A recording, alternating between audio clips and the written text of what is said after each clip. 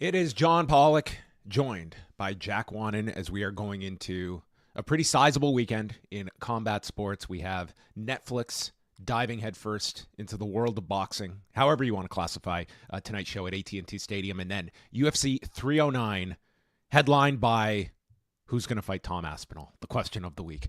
Jack, tell me your level of interest going into this weekend. These two very different events, but noteworthy nonetheless, and I would say comparable buzz for both. Is that an accurate assessment? Yeah, I mean, I think the thing that draws me into this weekend the most is just how noteworthy popularity-wise these two events are. I mean, I've in the past few days, there's people I know who don't follow combat sports at all asking me about the Mike Tyson Jake Paul fight, and this is a John Jones fight in the UFC, so it's going to have a lot more interest than most UFC pay-per-view cards. But when it comes to the actual matchups, I'm not that interested. But it's a huge week for both boxing and MMA. So, there's going to be a lot to follow in the coming days. Let's start off just because it is happening tonight with Jake Paul and Mike Tyson. Number one, with the health issue that Mike Tyson had and pushing this fight back, it was originally set for July. Did you think we would get to this date? The fight would happen. There's obviously a lot invested in here from the Netflix side of things, but did you feel when this fight was postponed, we would in fact get to this point where the fight is happening? Well, I mean, there's always that thought in the back of my head that when something gets canceled, they immediately were talking about rebooking it, but part of me was wondering, like, okay, when is this rebooking going to happen? And they were, pretty adamant to rebook it very soon. I thought that, we were by the end of this year going to get this fight. But obviously, whenever something like this falls through, you think, like, is it just going to not happen? But I mean, here we are. It's going to be an interesting test for a lot that this very well could be the most watched fight of a generation without having the barrier of pay-per-view, airing it on Netflix. Like, what does a success mean in terms of boxing on Netflix? Do you see this as closer to a one-off type event that if the unique circumstance arises, Netflix might do something similar to this again? Or do you think that this could create a greater appetite for boxing content if you're Netflix? Because this is such a different fight than what you like. This is such an anomaly, and you're drawing from people that are not going to be your average boxing consumers. Well, I think there's an opportunity there, but I think people also need to be realistic that Netflix has tried out a lot of these things in different sports, and them testing it out isn't necessarily some huge guarantee that there's a big future for it. They've done a tennis event before, they've done a golf event before, they recently did a hot dog eating contest live on Netflix, so there's no guarantee that this boxing event is their first of many to come boxing events. However, I mean, I think that I would say that this event has to be looked at from the perspective of, will they be doing more boxing events, not only boxing in the future, but maybe MMA in the future. We have to remember, early 2025, UFC's media rights are going to come to an end, and by the second quarter, they will no longer be in exclusive negotiation with Disney.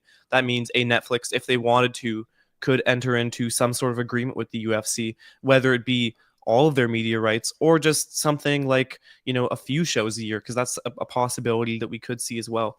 So I think that if you're watching tonight and you're interested in the business side of things, it will be interesting to see, like, how does Netflix host one of these events and how does it get received, both in its viewership numbers and how much people care about it and how people see them presenting it. But I think that these things, especially at this point, need to be taken as a grain of salt, because they've tested out so many things before, and in general, I think they're just dipping their toes in live TV and just seeing kind of what sticks and what doesn't. Do you look at this as something where a Jake Paul win, I mean, does this just continue the Jake Paul experiment? Because I don't think he is this pay-per-view draw that he is kind of made out to be. I think it really has to be the right person he is with. He is with the right person in Mike Tyson. This is the type of fight that just has such an appeal. And again, it's so much more widely distributed. But for a Jake Paul, like, does this just continue this forward with a win tonight against Mike Tyson? And is this sort of the lane that the audience wants to see Jake Paul in? I think Jake Paul having a good dance partner is very essential to get these huge, especially stadium events like we're seeing this weekend. Over the past year or so, they've matched him with a few serious boxers, and those shows have been a little more low key. They were, sort of one of the less talked about events of the weeks that they were happening. They certainly weren't as big of a show as this weekend with Mike Tyson.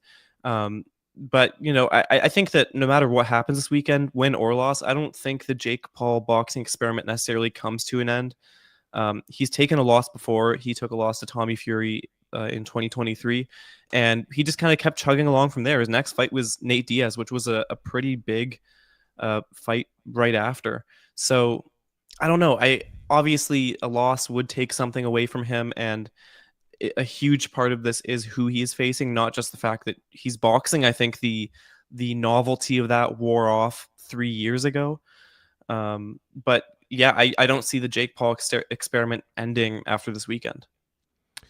Well, let's shift focus to UFC 309. It is the return of Jon Jones, the return of Stipe Miocic, who has not fought in nearly 4 years since, well, if you watched on the Countdown show, an unbelievable recap of his loss to Francis Ngannou, faceless Francis Ngannou. I mean, it was an unbelievable editing job of Stipe losing basically to a ghost in March of 2021. With Jon Jones, the heavyweight move led to a first-round finish of Cyril Gane that I still think is going to leave you open to many questions surrounding both of these individuals. I think a lot are expecting, win or lose, this is likely Stipe Miocic's last fight. Jon Jones, probably less so. He's definitely put a damper on the idea that this would be his last fight.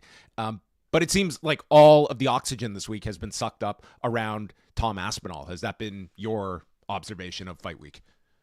Yeah, I mean, if you watched Jon Jones's media scrum earlier this week, it was basically 20 minutes of him on the defense talking about why he doesn't think he should face Tom Aspinall after this next fight and why he should instead face maybe Alex Pereira up at heavyweight, the light heavyweight champion in the UFC currently.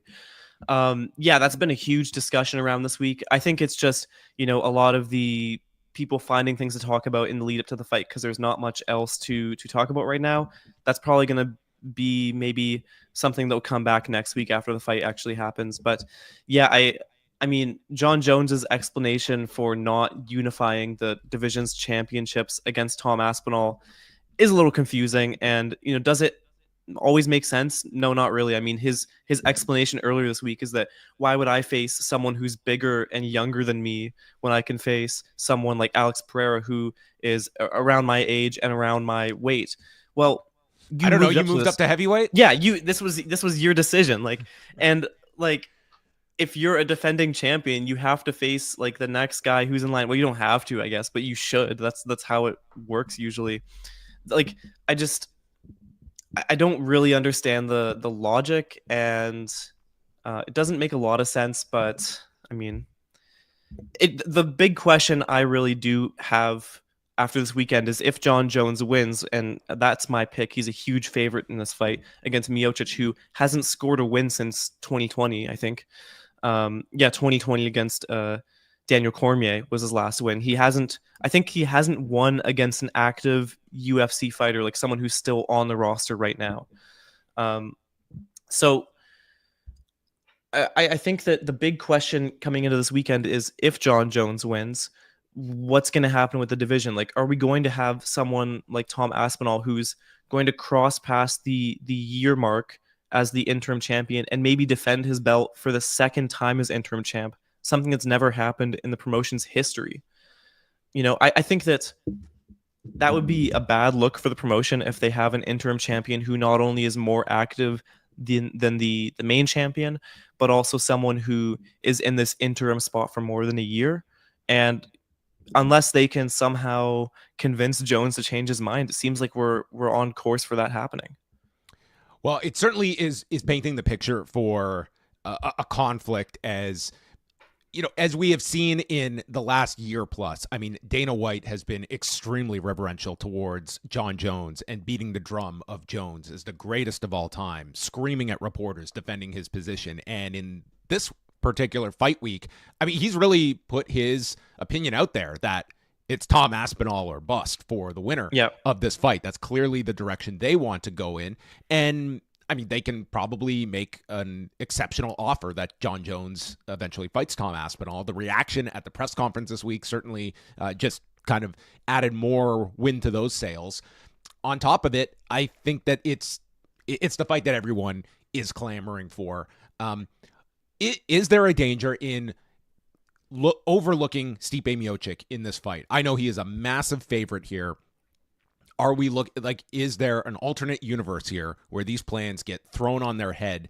Is there a path to victory for a Stipe Miocic who we have not seen for nearly 4 years? And there is it is heavyweights here that we are talking about. Wilder things have happened. And, I wrote in a story earlier this week about this, saying basically that, obviously Jon Jones is a huge favorite and a lot of people are expecting him to win, but you can't look past the fact that he has a fight this weekend that he has to get past before any of this gets brought into the equation. But with that being said, I don't love Miocic, his odds this weekend. His last fight being a brutal knockout loss to Francis Ngannou. Numerous years out of the cage. He's 42 years old, which obviously, means less at heavyweight than it does at lightweight, for example. But it still does mean something that you are 42 years old and you're facing the champion of the division. I don't know. You can't overlook him. It's still a fight this weekend, and it's still something that, Jon Jones has to get past before we can truly have those discussions. But I don't know. I don't love his odds either.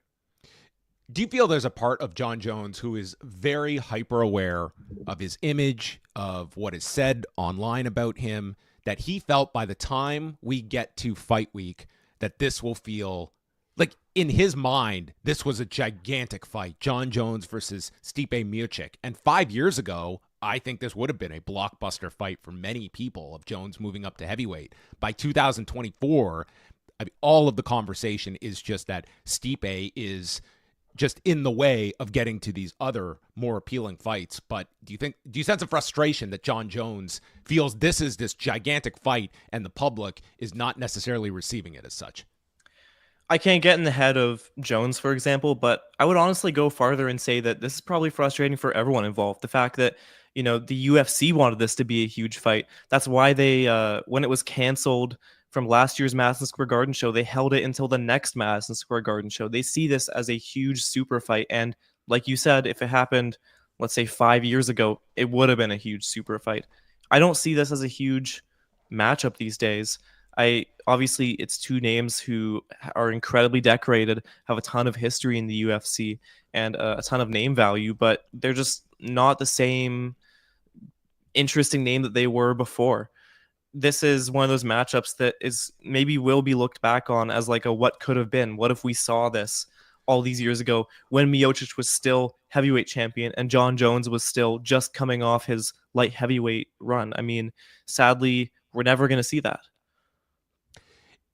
It's as much, I think the focus is on the aftermath of this fight, what happens afterwards. Tom Aspinall will be there in the building. It's almost impossible that does not become the dominant focus afterward. But I mean, and I think, not to cut you off, but I think that what does that say about how people view this fight? That so much about the discussion around this fight is actually what happens after the fight. I think that kind of shows that people are overlooking Miocic and that people don't really see too much in this fight itself because people are just already moved on from it and it hasn't even happened. And Jon Jones has only amplified that this week, whether by design or by mistake. He has, with his responses and his blowing off of the interview with TNT Sports, I mean, he has only intensified that discussion. And if he's a savvy businessman, he has to be able to gauge that reaction and understand that, okay, Jon Jones versus Tom Aspinall is that much bigger today than it was 4 weeks ago. And to understand like that kind of position that you're in. And if you're going to maximize your value for this fight, then there's probably a strategy to making it seem as though this is a fight you are not interested in. But again, we're trying to psychoanalyze Jon Jones, and that is not an easy task to do. But I don't discount Stipe Miocic. He is not my pick to win this fight. It would be a big upset. That said, I have seen all we have is the Cyril Gane fight. And listen, John Jones is coming off major surgery. And there's always going to be, there's questions about both guys. This is a very hard fight to break down because we're not talking about Stipe Miocic of 4 years ago or John Jones of his light heavyweight run. There's so many X factors that you have to be open to either possibility. And a Stipe Miocic win and instant retirement is probably the worst outcome for the promotion, but is not a far-fetched one either. I feel like it's an indictment on this matchup that the way we're talking about it is not like, well, what if one person has this strategy or one person does this? Whose career is going to continue after this fight? That's the discussion. Well, we're looking at it like who's going to look worse in there? Like how low can the bar go is kind of how we're discussing it. And it just kind of feels like, I know there's a lot of hype around this matchup. I know there's people paying hundreds and thousands of dollars to see this fight, but I just don't see it in that perspective when our discussions around it are like, well, what if this guy who's coming off surgery looks worse than he ever has before? Or what if the former heavyweight champion who's been out of the cage for years looks way worse than he did before when he got knocked out viciously by Francis Ngannou? You know, like those are the discussions we're having. What are the chances of the closing shot of UFC 309 being John Jones, Tom Aspinall staring nose to nose in the octagon as Donald Trump holds the championship? I was waiting for the I think the winner of this matchup gets a spot in his cabinet is what I heard about. That's right. This weekend. Yes. John, have you ever had an interview turned down because you're Canadian?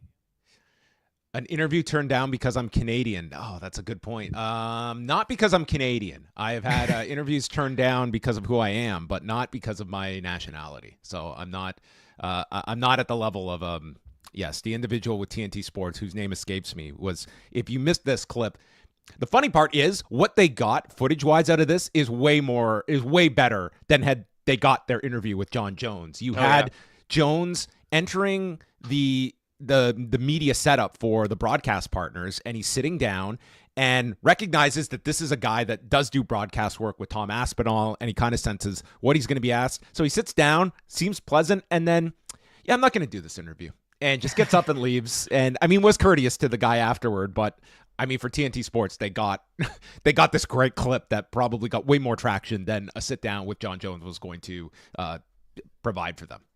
Maybe he didn't know TNT Sports. It was like the UK version. He thought he was going to be sitting down with like the inside the NBA panel, and then all of a sudden he walks in this guy Charles? has a British accent, and he's like, "Hold on, am I getting set up here?" Yeah, it's one of those things. It's kind of counter to sort of like the side of the fence that we are on, but I do sympathize a lot with these fighters and the media obligations that they are handed during fight week. Like I understand there's a level of promotion you are expected to bring out, but when you have, and even if this is an exaggeration, when Michael Chandler is stating he's got 60 interviews this week, that's absurd. That is absurd for any athlete to have to undertake to promote an event that the promotion is like fight week. This is not like any other type of, regular stick and ball sport. And I do have a lot of understanding for fighters during fight week that they are on edge. And I've been around fighters during fight week that the last thing they want to do is be answering the same questions over and over again. It's a very frustrating and it's a pretty taxing schedule that they have to undertake. So I do give a lot of leeway on fight week towards fighters being in all sorts of states of their psyche being all over the place. As much as I think the TNT thing was a little silly, like, the one thing I always think about is like these fighters are doing all this media while they're cutting weight. Oh, and brutal. Some of them are cutting crazy amounts of weight. I'm on a diet right now. I wake up every day pissed off. Like I can't imagine having to do a million media interviews while I'm doing some crazy weight cut. Like it's a lot, and I do sympathize with that, definitely. Yeah, Jack was almost ready to get up and leave before we even hit record, so I had to coax him into sticking around here. But that is the main event. Equally intriguing, I think, on this card is the rematch between Michael Chandler and Charles Oliveira, a rematch from May of 2021. I cannot believe this fight was that many years ago, but this was right as they were getting back to live crowds. This is a 5-round co-feature, and this is going to, I think this is such an important fight for Michael Chandler. I think this is the window closing with a loss if this guy has any championship aspirations. He will leapfrog a lot of people with a win, but he has been a somewhat sympathetic figure that he really had a guy who came to the UFC late in his career, did not have time on his side, and then lost 2 years waiting for this fight with Conor McGregor as he was just on the sidelines waiting and waiting. And I think this was the move he had to make, but you're talking a guy that, I mean, he's very much on the back end of his career, and this is a very tough fight for him against Charles Oliveira. It's funny you said that you can't believe their first fight was so long ago, and I feel like that's the theme of this card. Is every time I look at the profile of all four of these guys, the layoffs are incredible when we look at Jones, Miocic, and Chandler. And but like I'm almost having this confrontation with myself when I'm like, wait, that loss was that many years ago, or this was, John Jones hasn't fought in almost 2 years. Time's going way too quick. But yeah, I mean, this is a fight that is finally getting Chandler active after waiting for a McGregor fight for more than a year, coaching a season of tough, getting booked for a fight only for it to get canceled earlier this year. And now they're actually talking. Dana White said just yesterday that McGregor's next fight is probably going to be later next year. So, Chandler, sure, did he, lose a year or so of his career? Yeah, but he, hopped off of something that he could have been wasting even more time with. This isn't a fight that's going to give either guy a title opportunity, I would imagine, considering where both these guys are in the division, both coming off of losses. However, this is a very high-level lightweight matchup. Oliveira being a former champion, Chandler, having been in that mix against the elite names a few years ago. This is, especially in the type of performance these guys can put on, I think one that could launch them into bigger fights in the division. And, I think it's also just from a fan perspective, two really fan favorite guys in recent years, and a pretty solid main event or co-main event to put for 5 rounds. You don't see a lot of co-main events get that 5-round treatment. I think this is one where it's pretty fair to give them that. It is. I would bet the under of this one going 25 minutes. The first fight, we saw Chandler nearly finish Charles Oliveira in the first round, had a commanding first round, but the tables turned, and 19 seconds in, Charles Oliveira finishes him with strikes in the second round. That's always the concern with Michael Chandler, is someone that he's so explosive and he has these fan-friendly fights, but he does put himself into the line of fire, and that's the type of thing where it becomes a coin toss, and I think Charles Oliveira is much more measured of the two. We're going to see. This is, if ever there is a fight that Chandler needs to really rein in the discipline, this one's it. I do believe this is if you have any aspirations of fighting for a championship, you cannot lose this fight. And you really have to be questioning after that point of the amount that you are putting into preparing for these fights and where your career is going once you're 38 years old in a division like lightweight. So I think this is an incredibly important fight for Chandler. Charles Oliveira, I think this guy's legacy is written. I don't see him having another opportunity at the championship. You can't discount that, but I think he is sort of on borrowed time at this point in his career. And as long as he can compete among the elite, I think he's going to extend his career. But I just see him, the pressure is not on Charles Oliveira in this fight. It feels much more on the side of Chandler that this is make or break. It is insane to me that this is the 45th pro fight for Oliveira. I mean, it's wild. He's 35. And you hardly hear about someone that deep in their career still facing, not the best of the best, but some of the most elite names in his division. It's just a testament to his durability as a fighter. Yeah, I mean, I guess if there's one pro for Chandler in this fight is if he loses, I guess that McGregor fight isn't off the table per se. I don't think a loss here stops him from facing McGregor. That fight. So. I think it's more so just when is the big question for that, and I just don't know how. But at 38. At 38, I feel like he could almost put himself in that Miocic position where it's okay, if I get this fight, that's cool. If not, I'll just soft retire. Maybe Chandler and Conor McGregor in about 5 years' time at heavyweight they meet. At Madison Square Garden, yeah. Yeah, that would be it. Yes.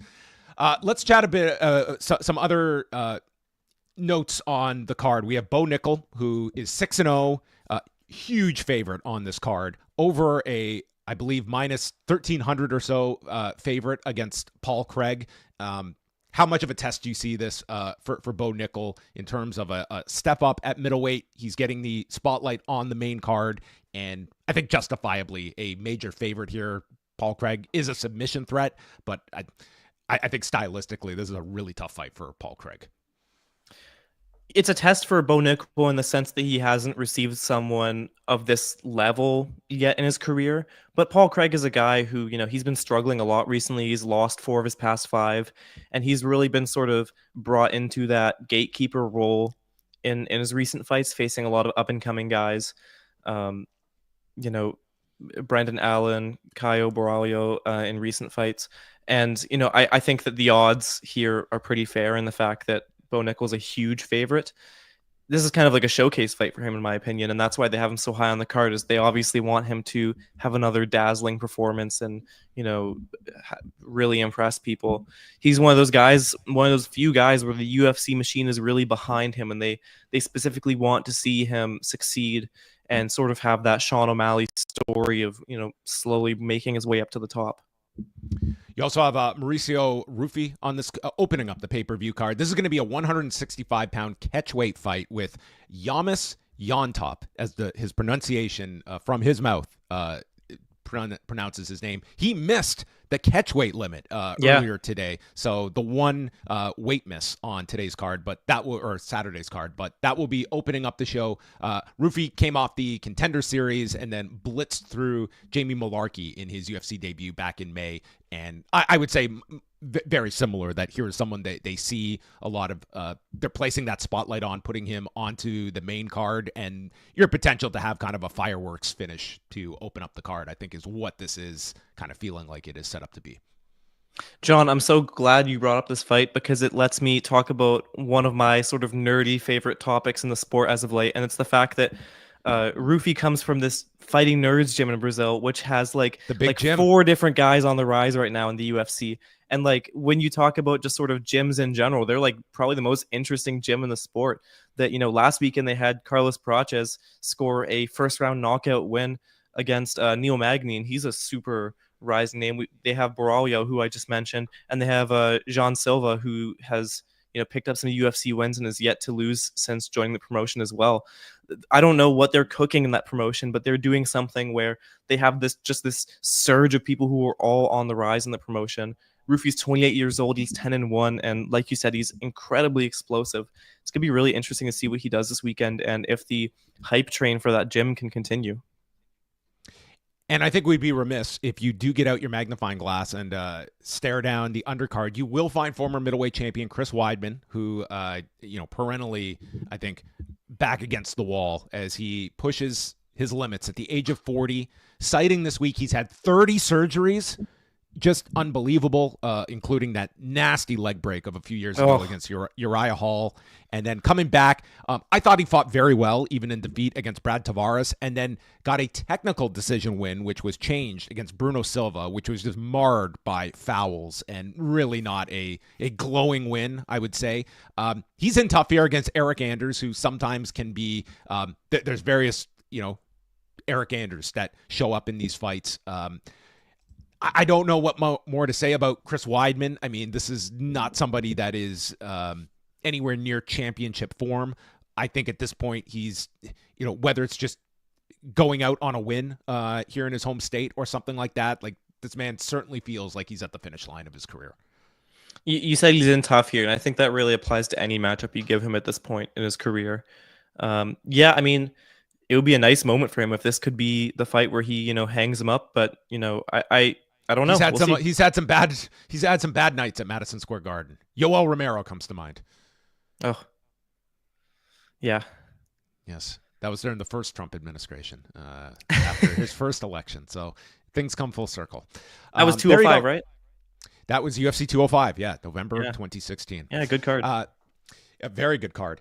But anything else that jumps out at you on this card? I mean, the depth is questionable on this card, but I think enough that this does feel like a very big show for the UFC. Not your top tier blockbuster like show, but I think there's more than enough to chew on this card and enough stories going into it that I think it's going to have a whole ton of interest. I mean, Madison Square Garden is supposed to be one of their biggest shows of the year. kind of on the same level of International Fight Week, something of that level. I think that this is probably the weakest Madison Square Garden card we've ever seen. And it's not a horrible card, but I just feel like the depth really does fall off. Is this lower than Daniel Cormier and Derek Lewis in the main event? Oh, wait. I can't put it below that. And that was a kind of last minute main event. Yeah, I mean, save things. I guess if there's anything you could credit that card with was that they had to scramble. Where this card, I mean, like this is the opposite of scrambling. Kind of what they held on to this one for a year. They were not. This is kind of what they wanted, right? Like, yeah. This, again, as Jack mentioned earlier, this was going to headline MSG last year when Jones got hurt, and isn't it crazy? This is the crazy thing to me. The card that happened last year that had to get changed last minute ended up being a better card on paper than the one we have this year. That's just that doesn't seem right, you know? I mean, that's what happens when you have Alex Pereira that comes to save the day, and that's what they got last year. Some things lower on this card that stick out to me. Jonathan Martinez versus Marcus McGee is a great matchup at bantamweight. McGee has been on the rise in the division. He scored 3 UFC wins thus far, and had some really impressive performances. Jonathan Martinez is coming off that loss to Jose Aldo earlier this year, but 19-5. He's a really respected bantamweight, and one of the more interesting fighters lower in the rankings. We have Jim Miller extending his record for most UFC appearances by any fighter in career history, facing Damon Jackson. And I mean, I feel like we'd be doing a disservice to people as a wrestling and MMA site if we didn't mention that Mickey Gall is on the prelims. He is returning. Mickey Gall, after all these years, he is still kicking things around again. After allegedly being cut from the promotion a couple years ago, and then without fighting, getting re-signed to the promotion a few months later. Yeah, he is taking on Ramiz Brahimaj on the undercard. So you got to tune in early to catch Mickey Gall, who will be in action. The man that snatched victory away from CM Punk in 2016, and here we are, all these years later. So there you go. That's UFC 309. Jack is going to have coverage on the site Saturday night, so you can follow along with his play-by-play coverage and covering all of the fights. On Sunday, Eric Marcotte returns as him and I will be doing a post-show Sunday, 11 a.m. Eastern Time on the Post Wrestling YouTube channel. So you can tune into that. We will run through all of the fights, and I'm sure we will talk a little bit about Mike Tyson and Jake Paul. What's your over-under? It is 8 2-minute rounds. Does this one go past, I'm going to say, round 3?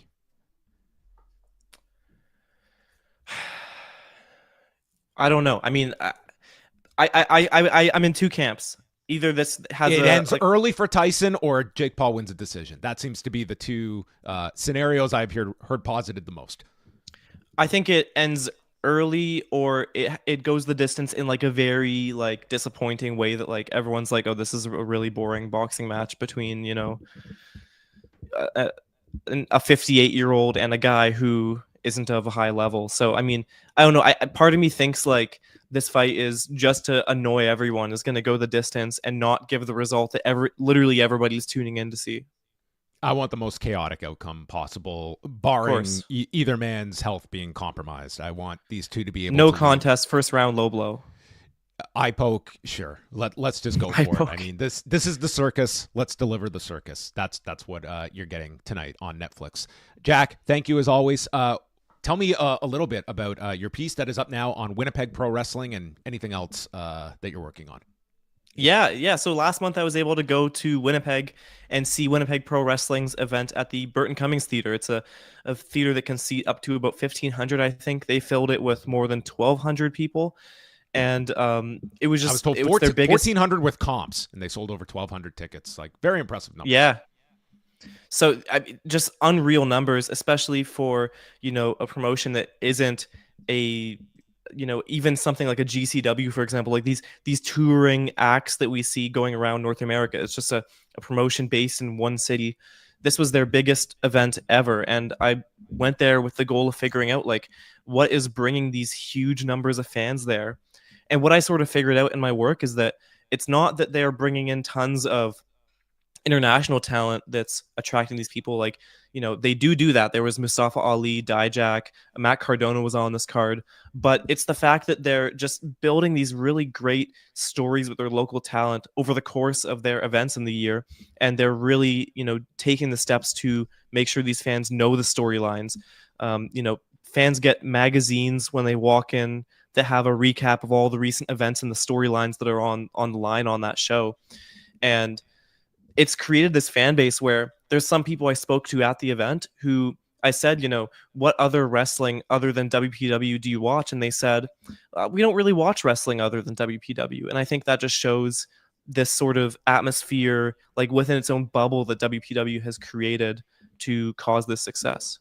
It's a really interesting look that Jack has in terms of a spotlight that Winnipeg Pro Wrestling has created for itself, like this little scene that it is growing, where you can be selling 1,200 tickets, which is very impressive by any independent standards in 2024. So I encourage people to go over to postwrestling.com, check that out. And again, Jack will be on top of things, all UFC 309 related, on Saturday night. Thank you as always, Jack, and we'll talk to you after the fights. Take care.